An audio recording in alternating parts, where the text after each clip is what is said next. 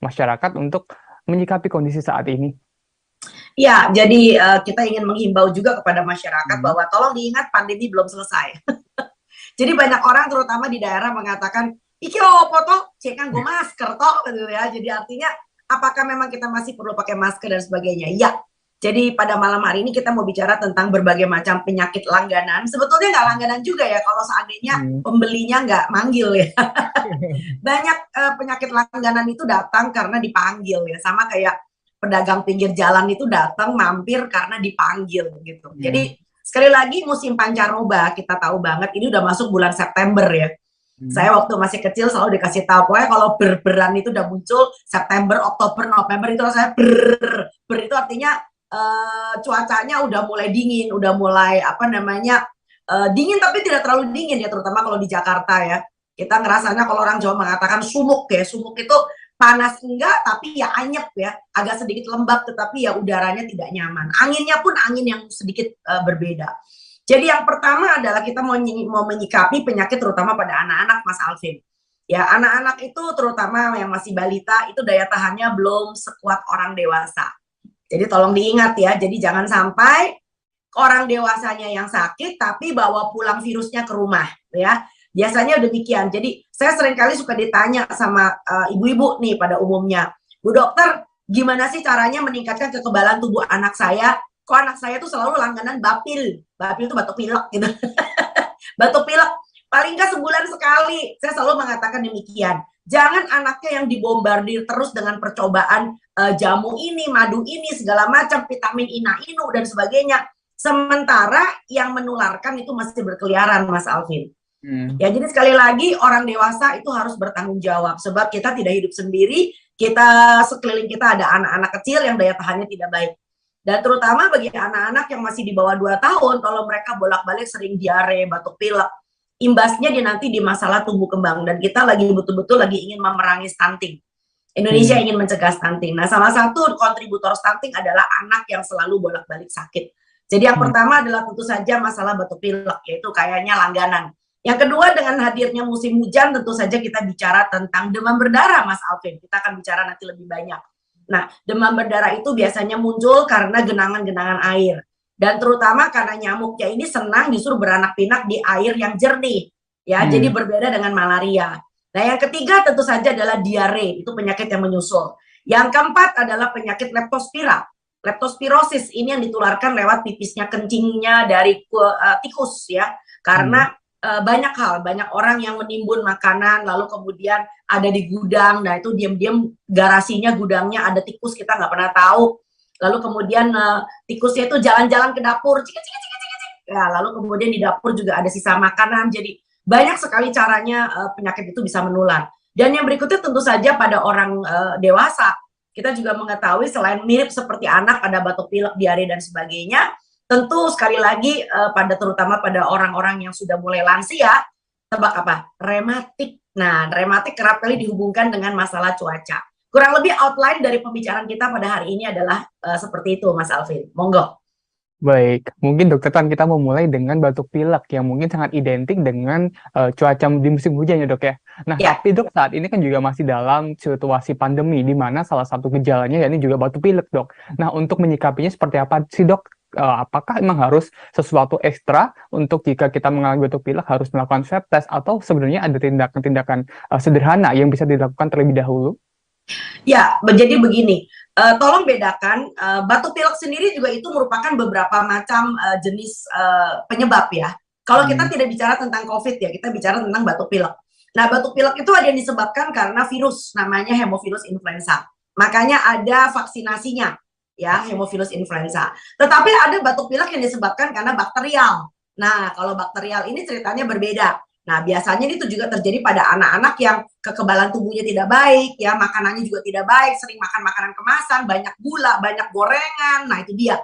Akhirnya menyebabkan ekosistem di dalam saluran apa namanya pencernaannya sampai dengan ke usus dan itu akan apa hubungannya usus sama batuk pilek? Oke, ada loh ternyata karena kalau di dalam usus Anda probiotiknya tidak baik, probiotik bukan dari vitamin ya, jadi probiotiknya tidak baik karena kesetimbangan probiotiknya ini diganggu oleh produk-produk kemasan, maka anak ini akan berkurang kekebalan tubuhnya.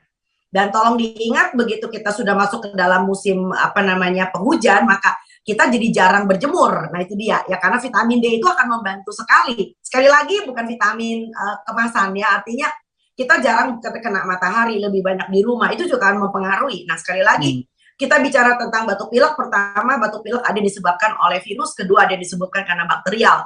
Nah, yang bakterial ini antara lain karena koloni kuman yang ada di dalam tenggorok, yang di dalam saluran napas, ini juga berkembang biak dengan sangat pesat apabila kekebalan tubuh kita tidak baik. Dan ujung-ujungnya anak-anak yang sering batuk pilek yang disebabkan karena infeksi bakterial tadi, lalu kemudian amandelnya, tonsilnya membesar. Nah, itu yang menyebabkan kenapa anak ketika tidur akhirnya bunyi krok-krok kayak begitu. Nah, ditambah lagi kalau misalnya di rumah ada yang merokok. Nah, ini dia nih. Karena dengan Anda merokok, maka ini akan sekali lagi memperlemah paru-paru orang yang menghirup asap rokoknya. Walaupun asap rokoknya tidak terhirup secara langsung, barangkali anak ini bisa menjadi perokok ketiga. Karena bapaknya atau ibunya ketika merokok, lalu kemudian menyisakan nikotin, residu nikotin di dalam bajunya, lalu kemudian masih ada bau rokok di kulitnya, di mukanya, di rambutnya dan sebagainya. Dan itu yang disebut dengan residu nikotin yang bisa mengenai anak-anak sebagai perokok ketiga. Nah, tentu saja yang ketiga yang lebih penting lagi dari batuk pilek ini adalah karena kita tahu banget anak Indonesia pasti bergaul. Nah, yang tidak beres ini adalah kalau Anda tidak bisa betul-betul menyeleksi pergaulan anak Anda, terutama bagi anak-anak yang dititipkan. Nah, sekarang di Indonesia banyak menjamur daycare ya, Mas ya. Jadi ibu-ibu bekerja, orang tuanya bekerja, anaknya dititipkan. Kalau pemilik daycare ini tidak betul-betul tegas, tapi susah juga memang ya. Kalau tegas nanti separuh dari penghuninya dirumahkan semua ya. Orang tua bisa marah-marah. Ini gimana sih anak saya saya jadi nggak bisa kerja. Tapi ya mau nggak mau begitu. Sebab banyak sekali penularan juga terjadi di daycare. Pun kalau anaknya tidak dititipkan, kadang-kadang anak ini main dengan teman-teman yang satu gang. Nah, ketika Anda sudah mulai melihat ketika jalan-jalan sore, ini ada temannya udah haji, udah mulai batuk-batuk.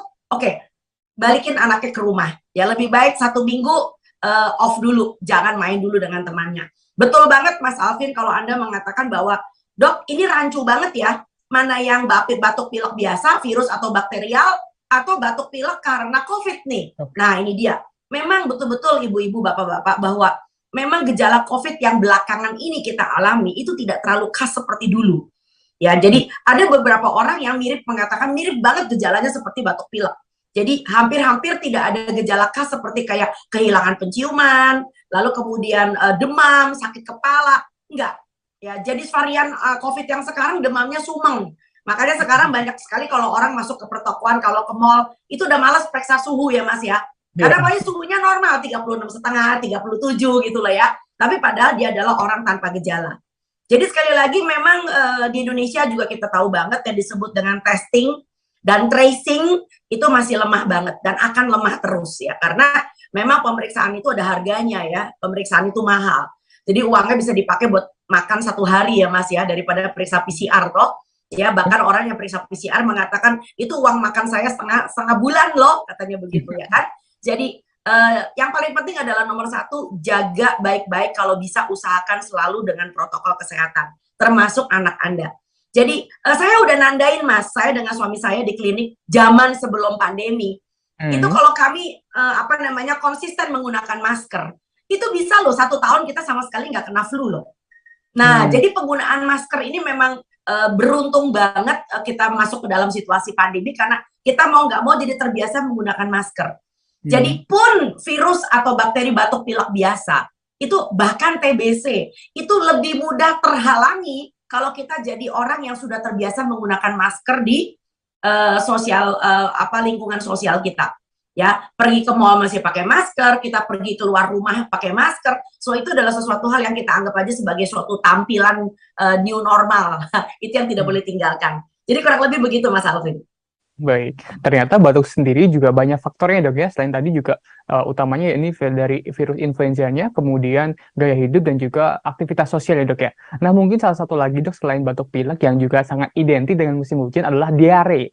Nah dok, apakah benar sih sebenarnya diare ini ada faktor pemicunya dari cuaca? Apakah bukan hanya dari asupan makanan saja dok yang menyebabkan diare? Diare murni kita bicara tentang masalah kebersihan. Ya, jadi Anda harus mengecualikan diare karena intoleransi makanan ya. Jadi kalau misalnya nggak ada hujan, nggak ada angin, saya diare, lalu kemudian saya ngecek, aduh, saya sebetulnya intoleransi dengan susu, intoleransi laktosa nih. Oke, jadi kalau kemarin saya kebetulan makan makanan sesuatu yang masih mengandung susu, barangkali saya pasti akan diare. Tetapi kalau kita bicara tentang biasa-biasa saja, maka diare itu pada umumnya adalah masalah kebersihan. Masalah kebersihan. Jadi masalah sanitasi, masalah higiene. Kenapa erat sekali dengan musim hujan? Karena musim hujan itu membuat orang otomatis pulang rumah aja misalnya kakinya becek, ya kan? Sepatunya kena ciprat misalnya. Atau bahkan tangannya habis pegang sesuatu, ya kan? Nah, sesuatu itu kalau seandainya Anda bisa minimalisir dengan selalu membiasakan cuci tangan pakai sabun. Nah, ini sekali lagi, pandemi mengajarkan kita banyak hal. Jadi minimal penyakit langganan di musim hujan itu sedikit banyak bisa kita cegah. Ya, jadi kebersihan itu nomor satu. Ya, jadi kalau seandainya kita pulang dari mana sebelum makan, biasakan cuci tangan pakai sabun. Hanya dengan membiasakan sebelum makan cuci tangan pakai sabun itu sudah menolong luar biasa. Nah, tentu saja ditambah lagi dengan masalah kebersihan makanan yang Anda makan barangkali dalam kondisi yang tidak dimasak ya. Seperti kita makan buah, kita makan asinan, kita makan lalapan. Hati-hati karena sekali lagi kita nggak pernah tahu air yang Anda pakai untuk cuci itu apakah airnya betul-betul air bersih, pun air keran itu kita nggak bisa dianggap air bersih. Karena air keran Indonesia itu tidak layak minum. Nah itu dia, berbeda dengan ada beberapa negara Eropa dan negara-negara maju lainnya yang air kerannya layak untuk diminum. Jadi alangkah baiknya kalau Anda memang masih makan lalap dan sebagainya, Anda bisa menggunakan air matang atau air minum untuk ngebilas. Sekali lagi ya. Dan berikutnya lagi bagi kalian para pecinta sambal. Kayaknya kalau makan soto nggak pakai sambal nggak seru ya kan. Makan lalap nggak pakai sambal apalagi nggak mungkin seru. Jadi hati-hati karena orang membuat sambal pun kita harus lihat apakah dia itu membuatnya dengan cara yang sangat higienis atau tidak. Ya. Nah, sekali lagi buat anak-anak juga yang sudah mulai belajar merayap, merangkak, berjalan ya, bahkan anak-anak yang sudah pinter masukin barang-barang ke mulut karena dia sedang fase oral, pastikan bahwa tangannya, barang-barang yang dia masukin ke mulut itu bersih. Sekali lagi, mencuci tangan pakai sabun itu nggak rugi banget, bahkan untungnya berbanget-banget. Kurang lebih begitu, Mas Alvin. Baik, tadi setelah di awal kita membahas batuk pilek, kemudian diare. Ada satu lagi dok yang sangat identik dengan musim hujan, di mana kasus demam berdarah pasti kasusnya akan meningkat dikala memasuki musim pancaroba ataupun musim penghujan dok. Nah ini untuk kasus demam berdarah kan ini melibatkan unsur dari nyamuk ya dok ya, di mana di luar kendali kita yang bisa mengkontrol seperti asupan makanan ataupun menjaga daya tubuh. Nah, untuk menanggulanginya dok, mesti kita harus seperti apa sih dok? Karena memang ini nyamuknya sangat unik ya dok ya, karena malah mencari tempat yang bersih untuk bertelur. Ya, karena ini menyangkut vektor dan vektornya adalah nyamuk dan nyamuk nggak mungkin membatasi. Oh ini rumahnya Mas Alvin, ini rumahnya Dokter Tan. Nyamuknya suka-suka dia kalau mau nyebrang, betul nggak? Jadi karena ini menyangkut vektor atau menyangkut pihak ketiga, maka kita membutuhkan kerjasama yang lebih luas lagi. Maka dari itu kalau kita ingin mencegah demam berdarah itu nggak bisa kita bergerak sendiri. Ini mumpung belum hujannya intensif, belum terjadi banjir, belum apa-apa, saya menghimbau banget kepada para ketua RT, para kepala dusun, ya kan, kita sudah mulai bebenah. Caranya adalah dengan woro-woro ya, dengan selalu mensosialisasikan kepada masyarakat. Nomor satu adalah jangan membiasakan pakaian menggantung. Nah ini dia. Banyak orang itu kalau musim hujan itu biasanya pakaiannya nggak cepat kering, betul apa enggak? Ya, karena lembab, demek, orang Jawa bilang, ya kan? Karena lembab dan dia tidak mau terkena hujan juga. Wes tak cuci capek-capek nanti kalau tampias lagi hujan lagi mau piye. Akhirnya dalam keadaan lembab pakaiannya masuk ke dalam rumah atau ke dalam kamar. Nah, Anda lupa bahwa tumpukan pakaian walaupun itu digantung, rak yang digantung dengan pakaian-pakaian di luar lemari pakaian itu kerap kali bisa menjadi tempat persembunyian si nyamuk. Nah, padahal kita tahu banget yang namanya nyamuk demam berdarah ini, nyamuk dengue, itu mereka itu seperti orang kerja kantor ya Mas ya. Jadi dia akan beredar justru pagi hari sampai siang. Kalau udah kelewat panas, dia ngumpet. Nah, itu dia. Jadi justru nyamuk ini akan menghigapi orang, akan mengenai orang itu justru pada siang hari, pada pagi hari. ya. Nah, jadi alangkah baiknya sekali lagi kalau Anda mencuci baju atau apa namanya mencuci spray sesuatu yang sulit untuk menjadi kering, biasakan untuk diangin-anginkan di luar. Kalau Anda tahu bahwa ini kayaknya musim hujan nih, nggak bakal bisa kering ya kan, barangkali Anda caranya mencuci dengan menyicil. Dengan menyicil maka yang kering itu akan lebih cepat kering dan akan ada yang disebut dengan rotasi pakaian. Ini penting banget. Dan satu lagi karena kita juga musim hujan sering pakai jaket ya Mas kalau keluar ya, jaket, jas hujan. Nah, itu adalah juga pakaian-pakaian luar yang digantung. Nah, sekali lagi maka si nyamuk tadi akan senang banget tuh nyelip di antara kantong, di antara selipan-selipan kain dan sebagainya. Ya. Jadi pertama itu membersihkan rumah ya, lalu kemudian yang kedua tentu saja 3M ya Mas, bukan memakai masker, bukan ini lain, agak 3M-nya agak berbeda.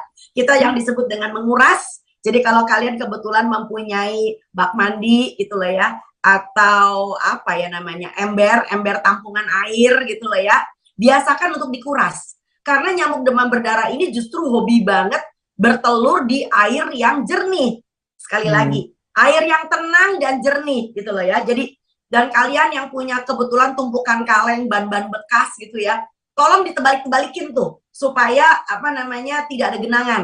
Nah, saya aja pernah kecolongan Mas, saya tuh hobi berkebun. Nah, kerap kali saya punya beberapa pot-pot yang tidak terpakai, yang belum dipakai, itu karena saya nggak ngeh, dia tergenang sedikit, airnya sedikit ya, kena hujan, karena itu ada di bagian samping rumah, tidak di dalam rumah. Nah, lalu kemudian beberapa hari kemudian saya baru ngeh, kayaknya saya pengen nanam sesuatu deh. Waktu saya mau ngambil pot ya, wow, itu ternyata nyamuknya berterbangan banyak, bukan main, saya sampai ketakutan.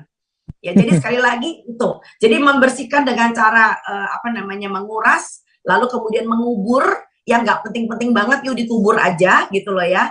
Dan yang ketiga tentu saja adalah yang ketiga Mas, ingat menguras, mengubur dan menimbun ya Dok ya? Ya, kalau perlu kita harus menimbun juga ya. Lalu jangan lupa kita menaburkan bubuk abate bila perlu. Ya, kalau misalnya Anda mempunyai kolam, itu baik banget kalau di dalamnya ada ada ikan. Ya, jadi kolamnya nggak nganggur, jadi ada ikan karena ikan ini akan makan jentik-jentik. Kurang lebih seperti itu, Mas. Bicara tentang si demam berdarah. Dan hati-hati kalau Anda mempunyai demam 3 hari yang tidak sembuh, lalu kemudian di hari keempat tiba-tiba hilang. Nah, itu biasanya kalau memang perlu ke dokter, lalu kemudian anaknya jadi tiba-tiba jadi anyep, hati-hati. Anyep itu kayak semacam dingin ya. Nah, kadang-kala orang cuma takut ketika ketika panas demamnya tinggi, ketika panas tinggi. Padahal kadang-kadang yang tiba-tiba demamnya hilang, lalu kemudian pasiennya menjadi dingin, itu yang kadang-kala kita suka takutin karena itu masuk ke dalam situasi shock. Ya. Baik. Mungkin pada malam hari ini kita akan lebih banyak ke tanya jawab ya Dok ya. Boleh, monggo. Itu saya ingatkan dulu bagi Tribuners bahwa program Malam Minggu Sehat adalah program yang ditayangkan secara live di YouTube dan Facebook Tribunnews.com. Jadi bagi Tribuners yang ingin bertanya kepada Dr. Taan terkait topik bahasan pada malam hari ini bisa langsung menyampaikannya di kolom komentar. Nanti sejumlah pertanyaan akan disampaikan untuk dijawab langsung oleh Dr. Taan. Mungkin sebelum kita masuk ke tanya jawab, Dok, satu lagi. Setelah tadi batuk pilek, kemudian diare dan juga demam berdarah, rematik ini Dok yang sangat erat dengan mungkin kaum lansia ya Dok ya. Nah, apa ada kaitannya Dok dengan musim dingin? Apakah mungkin suhu dingin berpengaruh dengan rematik Dok? Nah, jadi banyak sekali mitos-mitos yang beredar di luar sana dengan masalah rematik nih. Rematik itu sendiri merupakan adalah bagian dari penyakit autoimun, ya, merupakan bagian dari penyakit autoimun. Jadi rematik itu adalah salah satu yang paling kuno. Kita menyebutnya sebagai rheumatoid arthritis ya, atau rheumatoid arthritis, atau yang disebut dengan rematik radang sendi. Nah, kerap kali yang sering disalahin adalah musim hujan. Padahal sebetulnya mau hujan, mau enggak, itu sebetulnya nggak ada masalah. Yang menjadi problem adalah kerap kali ketika orang sudah mulai lansia, lalu kemudian ketika mereka tidak lagi aktif hidupnya, nah apalagi kalau musim hujan ya lebih banyak di rumah, kurang bergerak, tidak kena matahari, maka tentu saja istilah kita tuh kumatnya itu bisa dimulai. Dan yang lebih penting lagi adalah perbaikan makanan sebetulnya. Jadi jangan sampai makanan-makanan Anda mencetuskan gejala radang. Nah, biasanya kalau seandainya udah mulai musim hujan gitu, banyak orang lalu beralih kepada makanan-makanan yang zaman sekarang nih, makanan instan yang lebih mudah dibeli, lalu kemudian mulai menggunakan jasa layanan antar yang gak jauh-jauh dari makanan manis, ya kan? Enaknya makan wedang ronde, nah itu dia, ya kan?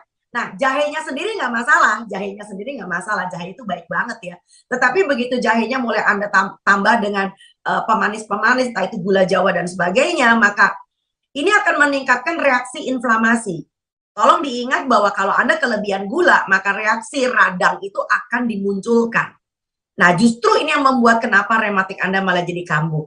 Nanti kapan-kapan kita akan bareng dengan seorang ahli reumatoid ya, reumatologi ya. Nanti kita akan mengadakan suatu pembicaraan yang cukup mendalam di bidang ini nanti kapan. Mungkin bulan depan kali Mas Alvin ya, supaya orang-orang belakangan ini jadi apa sih yang disebut dengan penyakit autoimun? Nah, salah satunya adalah si masalah rematik tadi. Jadi bukan karena mandi malam, ya kan? Bukan karena tadi gara-gara musim hujan. Jadi jangan salahin musim hujannya. Yang disalahkan adalah kebiasaan Anda yang berubah. Ya, yang tadinya aktif kena matahari, makannya bener. Nah, ini gara-gara musim hujan maka perilaku Anda berubah. Nah, itu dia. Jadi barangkali penyebab tidak langsung kali ya. Silakan. Baik. Ya. Baik, mungkin untuk melanjutkan di topik pada malam hari ini, kita bisa langsung ke tanya jawab ya dok ya, karena sudah cukup banyak pertanyaan yang masuk dok. Ya. Baik, yang pertama dok, kenapa kalau musim hujan bawaannya lapar terus ya dok ya? Apa ada hubungannya metabolisme meningkat di musim hujan dok? Kemudian kalau musim panas atau kemarau bawaannya lapar terus nggak ya dok ya? Kalau di musim kemarau apakah juga ada bawaan untuk lapar terus? Kemudian pola makan ini sudah sesuai isi piringku padahal dok, tapi masih terasa lapar di saat musim hujan. Nah, ini menarik nih. Kalau menurut hemat saya demikian, karena ketika musim hujan, badan Anda akan berusaha mengeluarkan panas lebih banyak. Karena badan manusia tuh selalu berusaha ingin menemukan kesetimbangan, ya. Nah, untuk bisa menemukan kesetimbangan itu ketika di luar sana hujan atau di luar sana dingin, maka tentu Anda ingin mengeluarkan panas lebih banyak. Ya, nah, perkara metabolismenya naik atau tidak itu tergantung dari pertama faktor usia tentu saja. Kalau orang udah bertambah usia justru secara tidak langsung metabolismenya malah turun. Yang kedua, tergantung ketika musim hujan itu tiba, aktivitas Anda ngapain? Ya, apakah Anda cuma di rumah lalu kebanyakan nonton TV? Maka yang terjadi adalah bawaan lapar itu bukan karena metabolisme Anda yang meningkat sehingga Anda membutuhkan lebih banyak asupan, tetapi karena lapar mata Anda ngelihat sesuatu di TV. dari iklan sampai dengan sinetron ya, tuh sinetron Indonesia, bule, Korea, Jepang sama aja, selalu seputar dengan makanan gitu ya, dikit-dikit makan bersama ya, namanya itu bagian dari hidup ya. Tapi sekali lagi jangan terlalu kebawa dengan mitos-mitos yang membuat akhirnya Anda membenarkan, tuh kan bener kan gitu. Silakan Mas Alvin. Baik, kita ke pertanyaan selanjutnya, ini terkait batuk dok. Dokter Tan, sejak meniadakan gula dan juga gorengan, kenapa tiap ada yang nawarin dan saya cicip sedikit, tapi terasa sangat manis dan gorengannya di tenggorokan langsung membuat saya batuk, dok? Apa ada yang salah ya dok ya dengan saya? Kata teman-teman sih saya yang aneh ini, dok. Enggak, Anda nggak aneh, Anda yang betul. Karena kemudian fungsi tubuh Anda kembali menjadi normal. Normally, orang itu tidak makan makanan yang terlalu manis. Normally orang tidak makan makanan yang terlalu asin atau terlalu gurih. Normally.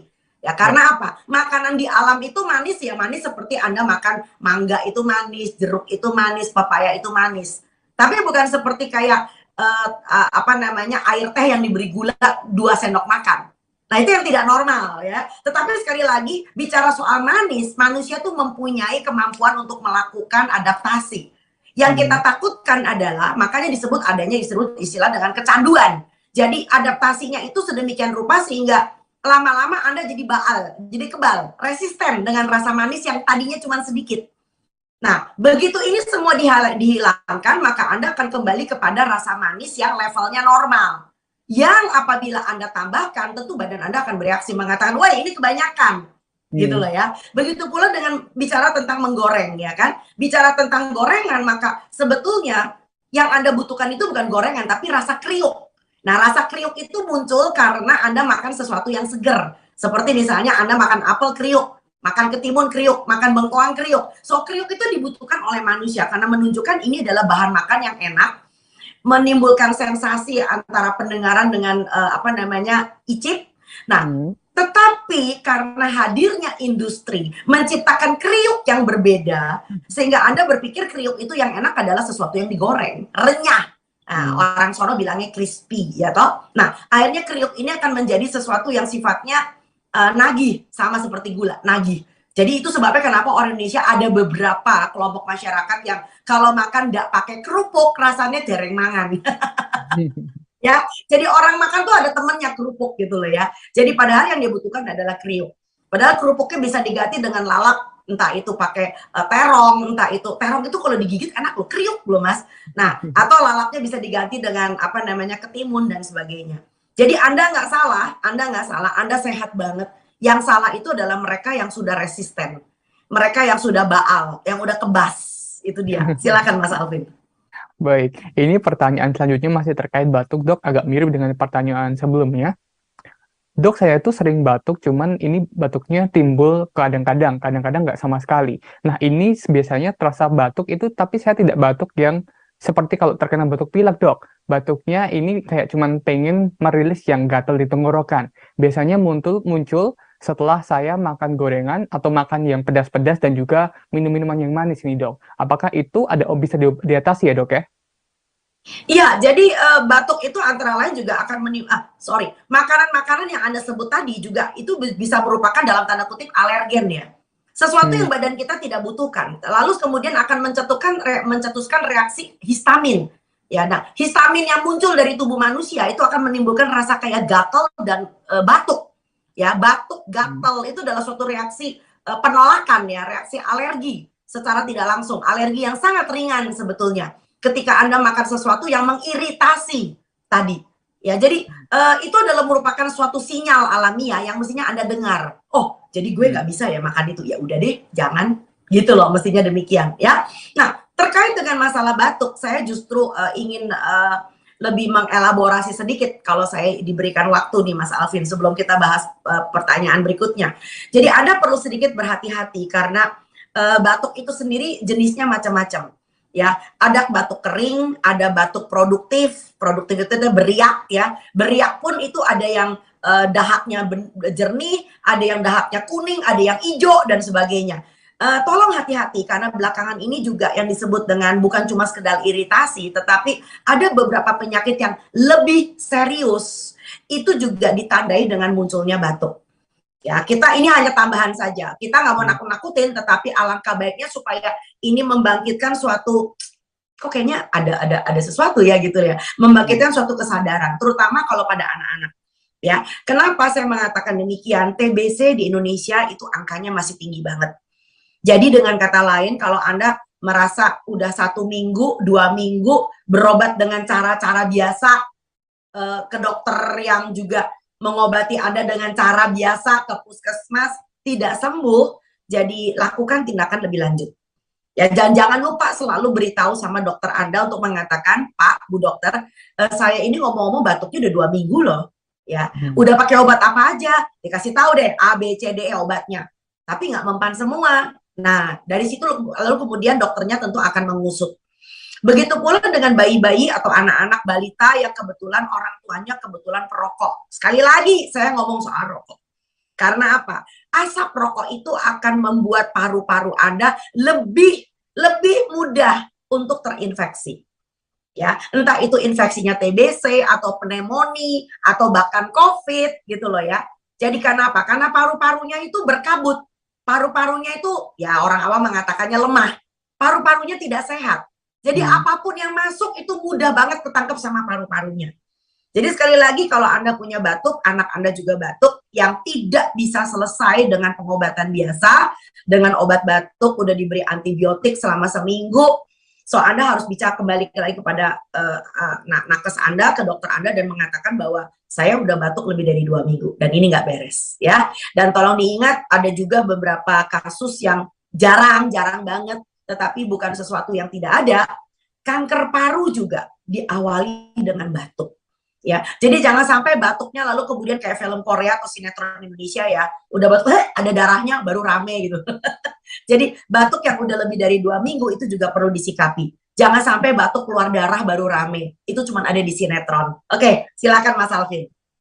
Baik, kita ke pertanyaan selanjutnya, Dok.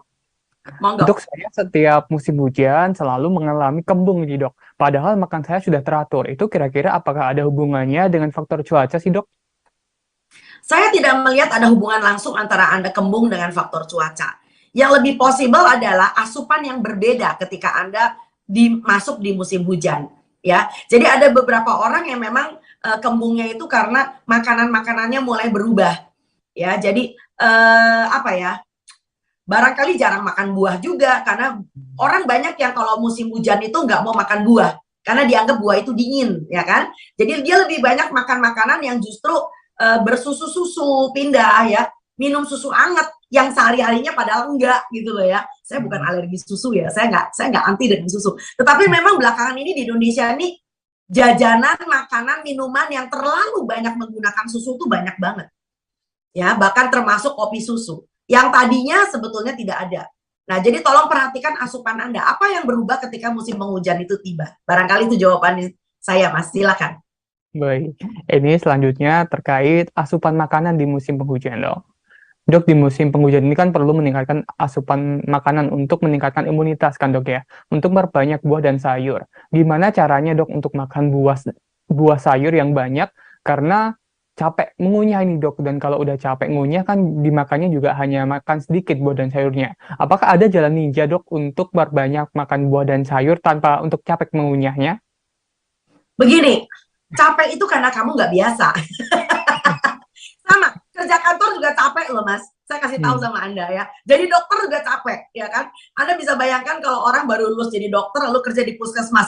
Aduh, capeknya setengah mati ya kan? Udah mesti kunjungan rumah, mesti bantuin biang, bulan imunisasi anak, masih bulan imunisasi anak nasional. Lalu kemudian mesti kerja di poli. Semua orang yang kerja hari pertama juga mengatakan kerja itu nggak enak dan bikin capek. Belum lagi kalau pulang macet misalnya. Nah, saya sendiri mengatakan bahwa Allah bisa karena biasa.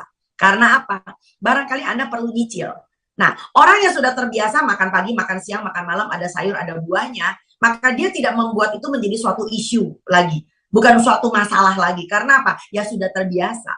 Ya, sama seperti misalnya Anda dulu hidup dengan orang tua Anda. Ya, enak, semua udah ready ya Mas ya. Bangun pagi, tinggal mandi, semua yang Anda bisa lakukan sendiri. Anda nggak mikir cucian, pokoknya cucian tau-tau udah di atas ranjang, udah rapi, udah dilipat, udah disetrika. Anda nggak usah pikir makanan, begitu duduk di meja makan udah kayak Tuan Putri kan, di atas meja sudah ada makanan. Begitu kamu menikah Mas, cucian satu gunung.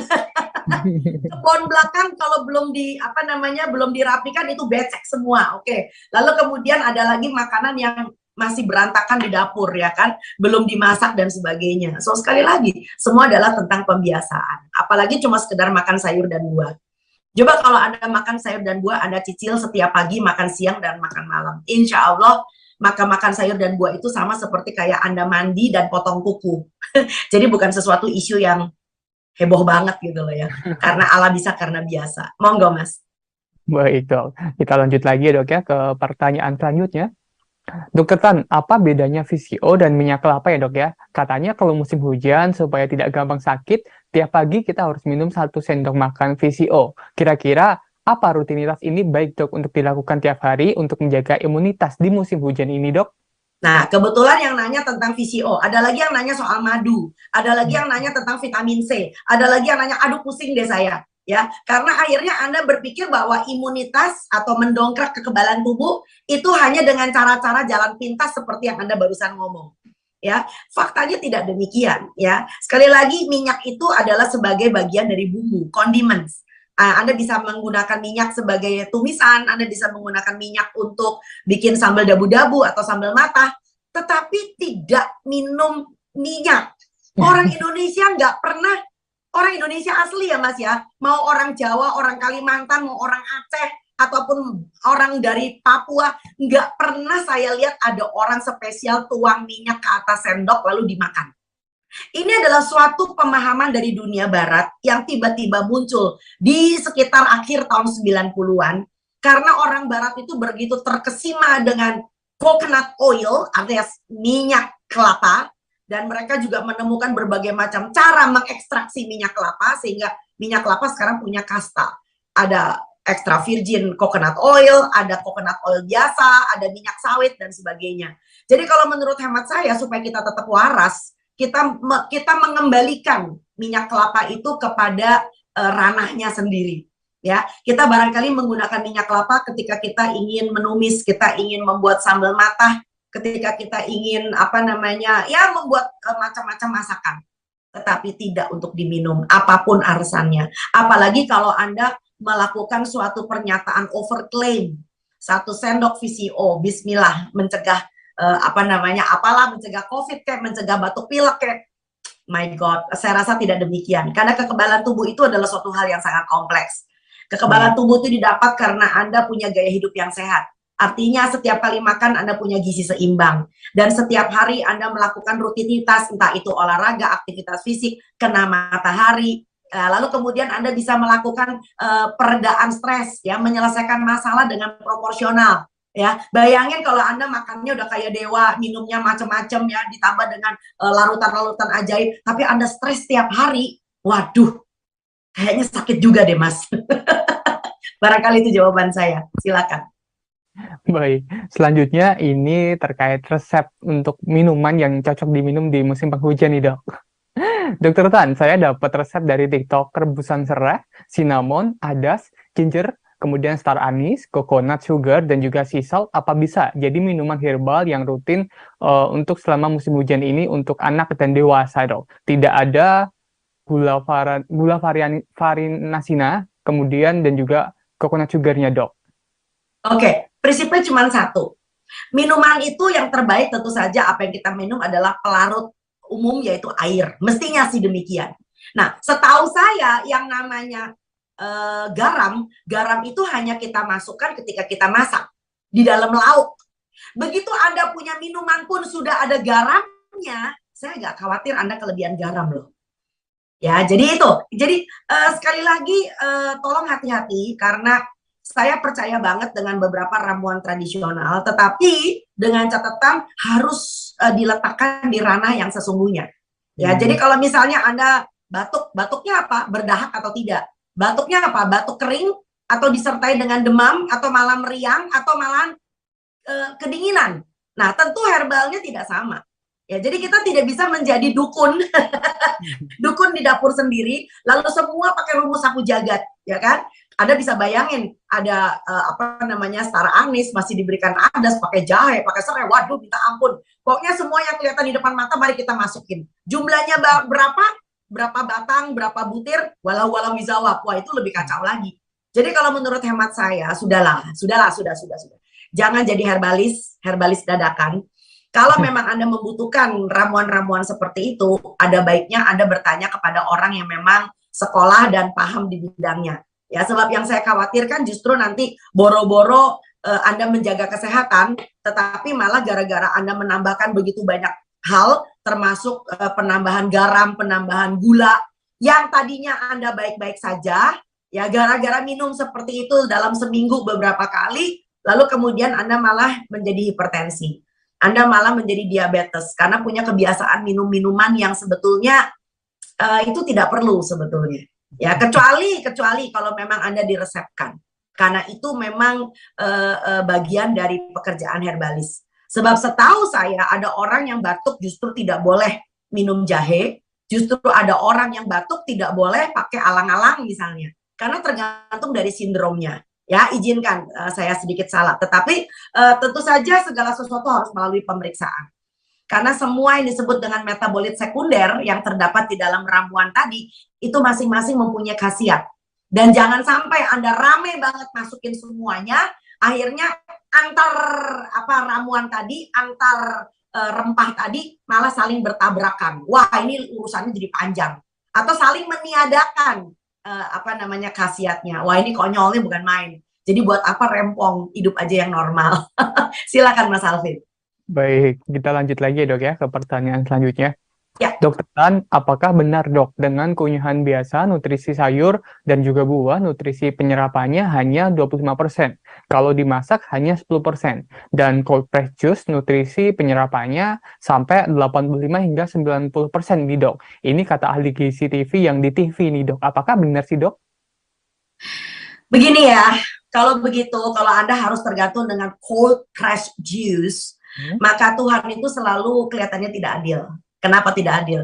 Hanya orang kaya yang bisa seperti itu. Karena pertama mahal banget ya, mahal banget pasti. Anda harus punya alat juga. Ya, saya percaya satu hal bahwa kita kalau bicara tentang functional food atau yang disebut dengan pangan fungsional, yang kita harapkan dengan kalau kita makan secara istiqomah tiap hari rutin merupakan komitmen, itu akan memberikan manfaat. Ya, sekali lagi makanan-makanan yang kita makan tiap hari itu bukan obat. Tetapi akan insya Allah memberikan manfaat kalau Anda mengkonsumsinya secara rutin dengan normal. Normal itu artinya adalah kita nggak perlu sarinya, sampai perlu diperes-peres dengan cara-cara tertentu ekstraksi yang harganya super mahal. Ya, saya tahu itu ada yang satu botol harganya di atas 50.000. Buat apa? Buat apa? Kalau memang ini betul ada nggak yayasan sosial yang ingin bagi-bagi jus kayak gitu? Kan nggak mungkin ya. Hanya orang-orang tertentu yang bisa mengkonsumsi seperti itu. Apakah orang-orang miskin, orang-orang sederhana itu tidak berhak untuk menjadi sehat? Ya, jadi itu adalah pertanyaan yang bagus. Jadi kalau Anda mempunyai apa namanya pertanyaan-pertanyaan seputar benar nggak sih ya? Coba Anda kembalikan kepada landasan apakah semua orang itu bisa mempunyai akses ke sana. Kalau tidak punya akses, maka itu bukan jalan yang normal. Ya, dan jujur ngomong, memang kita nggak butuh 100% dari semua yang kita makan kok. Makanya kita membentuk ampas. Kalau kita nggak membentuk ampas, kita nggak bisa Mas. Dari semua yang kita makan pasti ada ampasnya. Ya, bahwa ampasnya 50%, 70%, enggak apa-apa. Karena yang kita butuhkan memang cuma 30% gitu loh ya. Makanya kita mengenal disebut dengan bioavailability. Oke, itu kursus tersendiri. Tetapi sekali lagi Anda nggak usah takut bahwa Anda makan lalu menghasilkan ampas. Karena kita memang butuh buang air besar. Justru orang yang buang air besarnya rutin, cukup baik, maka insya Allah justru kesehatan probiotik Anda ada di sana. Karena serat yang tidak larut, ini penting. Manusia mempunyai serat larut dan tidak larut. Justru serat yang tidak larut yang masuk ke dalam usus besar Anda, membentuk ampas, itu yang membuat Anda punya imunitas Anda jadi meningkat. Jadi sekali lagi, kita nggak boleh berat sebelah, kita nggak boleh menggunakan cara pandang ilmu menggunakan kacamata kuda. Kita cuma melihat antioksidan, kita cuma melihat mineral dan sebagainya yang kita peres-peres, yang kita ekstraksi, tetapi Anda tidak lihat bahwa manusia itu membutuhkan segala sesuatunya secara utuh gitu lah ya. Sebab Anda nggak cuma menyerap, tapi Anda juga harus buang air. Itu penting banget. Terima kasih Mas, silakan. Baik, ini selanjutnya terkait musim penghujan dok.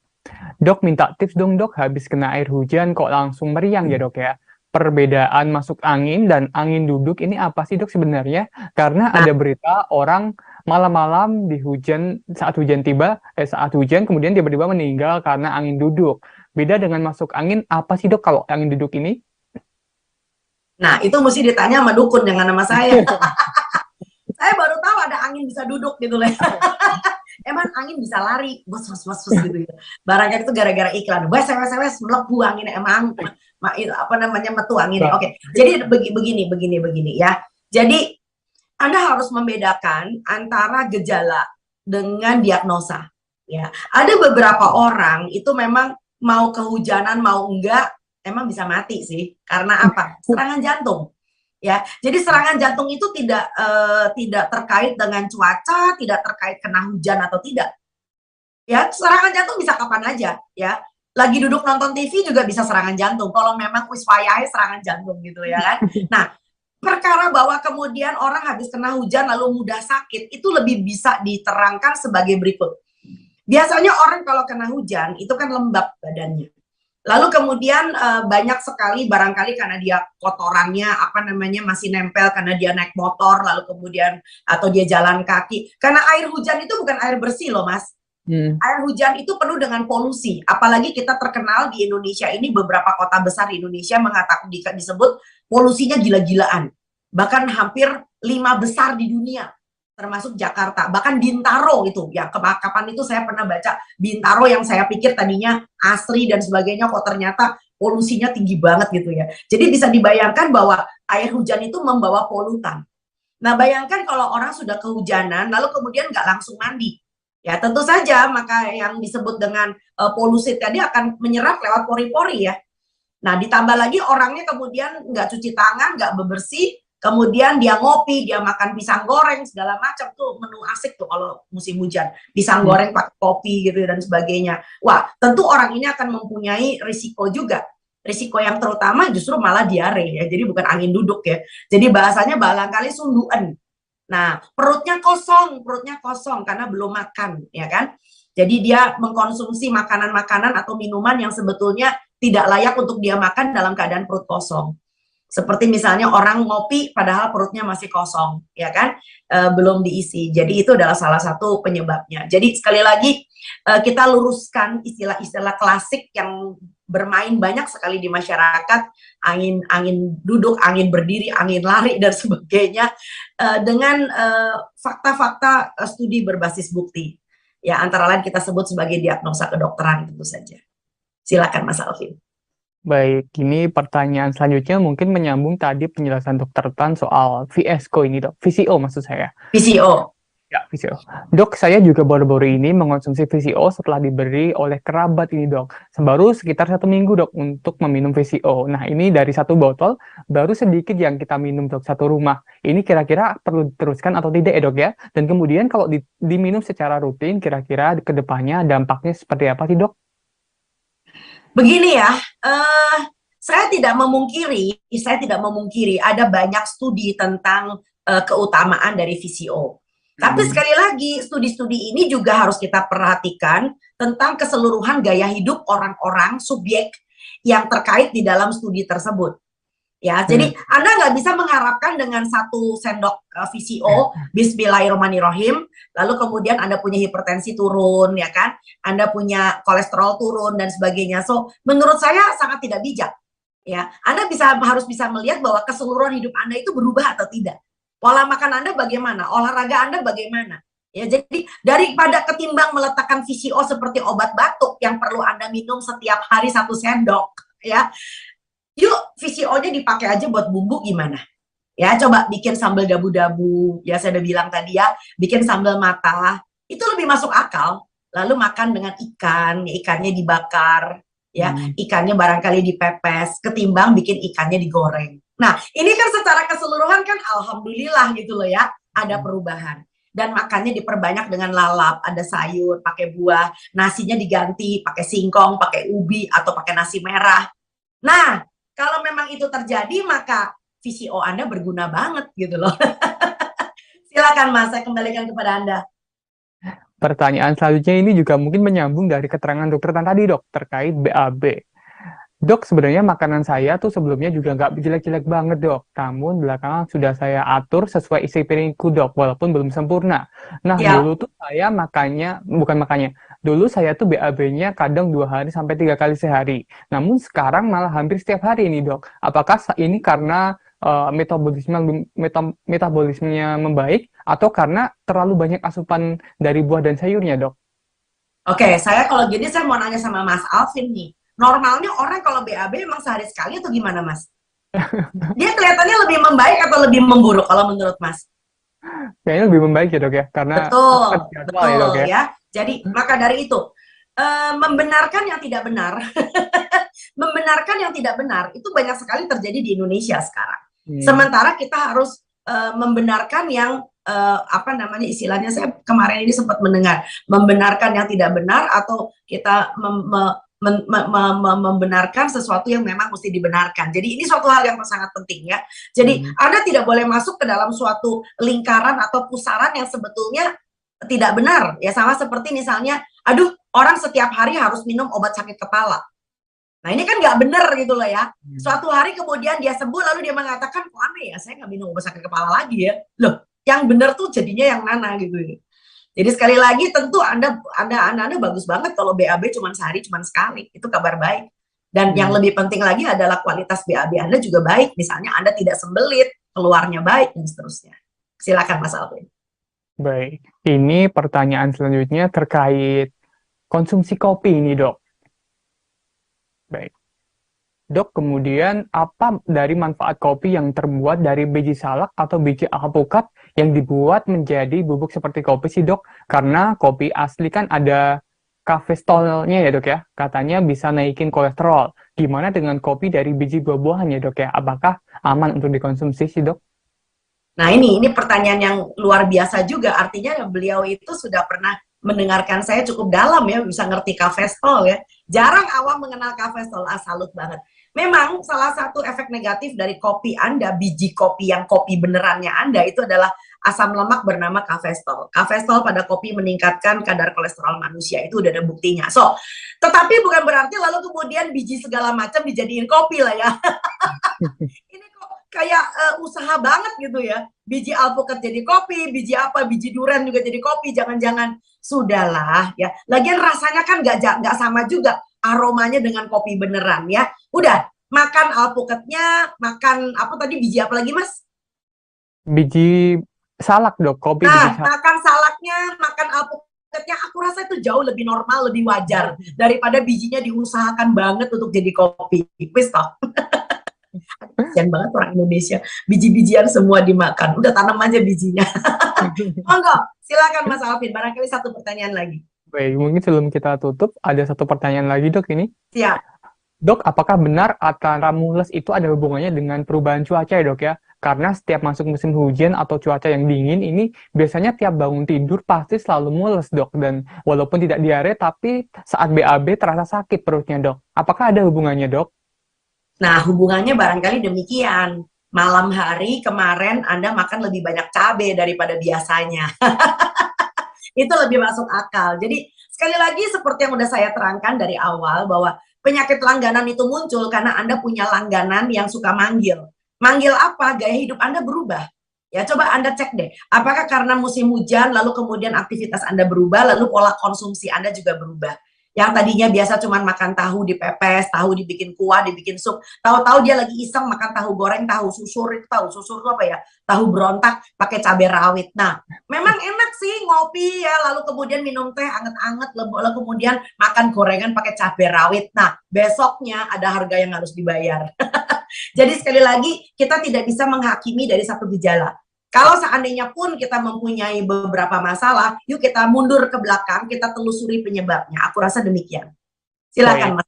Baik, mungkin sebelum kita akhiri, satu lagi ya, Dok ya. Ini baru masuk, mungkin kasihan kalau nggak dijawab, Dok. Oke, betul-betul, siap-siap. Baik. Dok, sejak mengganti isi piringku, kenapa perut kembung dan bergas ya, Dok ya? Apa sih sayurannya? Kemudian, tapi kalau sayurnya di skip, kembungnya hilang nih, Dok. Apa ada tips, Dok, untuk kasus tersebut?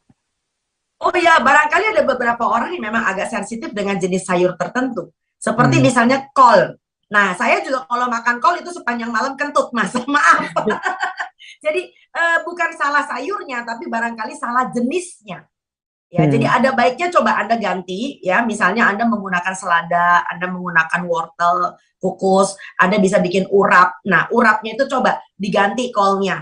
Lebih banyak menggunakan daun pepaya pakai toge, lalu kemudian Anda bisa tambahkan dengan daun singkong misalnya, itu jauh lebih aman. Jadi barangkali bukan salah sayurnya, tetapi pilihan jenis sayurnya. Terima kasih Mas Alvin. Baik, sebelum kita akhiri, Dok, silahkan mungkin jika ada closing statement terkait topik pada malam hari ini, silahkan Dr. Tan. Ya, jadi teman-teman semua hati-hati dengan istilah penyakit langganan di musim hujan karena sebetulnya tidak ada secara spesifik penyakit yang tiba-tiba muncul di musim hujan kalau gaya hidup kita juga masih terjaga dengan baik.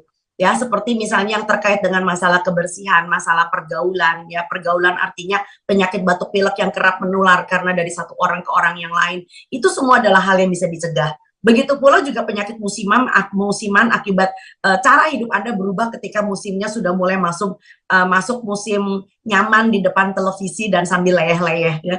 Jadi sekali lagi hati-hati selamat memasuki masa transisi pancaroba ya. Jadi mulailah hidup jauh lebih bersih, mulai lebih awet dan jangan lupa menggunakan masker sebagai prokes bukan saja untuk menghindari penularan dari corona atau COVID-19 tetapi juga sangat bermanfaat apabila Anda ingin mencegah batuk pilek. Silakan selamat malam dan kita akan ketemu bulan depan. Sampai jumpa. Baik, terima kasih Dr. Tan. Sampai jumpa. Demikian Tribuners, bincang-bincang kami bersama Dr. Tan di program Malam Minggu Sehat kali ini dengan topik bahasan sambut musim hujan, jangan panggil penyakit langganan. Demikian, saya Alvin Wahyu pamit undur diri, sampai jumpa.